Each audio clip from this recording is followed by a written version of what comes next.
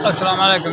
निकल कॉलेज का मैं कम करना 4 मेरी धियाँ ने वो ब्याह बैठा हुआ मैं उनमें को कम कोई नहीं होंगे मेरे को किसी किस्म का भी क्योंकि दिल का मरीज मेरे को होंगे ही नहीं।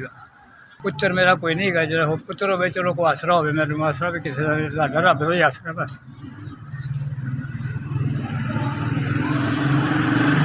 मकान भी किराए का दवाइयाँ तो भी परेशान करने मैं ही बीमार हूँ मेरी बीवी भी बीमार है बहुत मजबूर हो गए हैं। मेरी मदद की चीज़ है साड़ी बड़ी मेहरबानी है।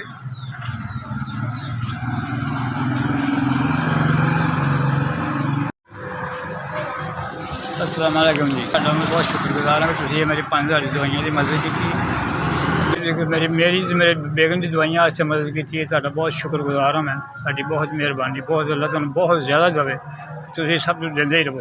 मेरी 5000 की मदद की अल्लाह ताला तुहाडी बहुत ज़्यादा मदद देवे तुहानू कोई तुसीं सारे की मदद करते रहो। अल्लाह ताला बीवी बच्चा हर सलामत रखे परवरदिगार मालिक तुहानू दुख तकलीफों तो बचावे परेशानियों तो बचावे।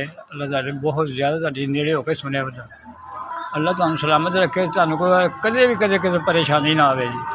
मैं तुहाडा शुक्रगुजार हाँ भाई मेरे माड़े बंदे ने 5000 की मदद की तुहाडा बहुत शुक्रगुजार हाँ मैं जनाब।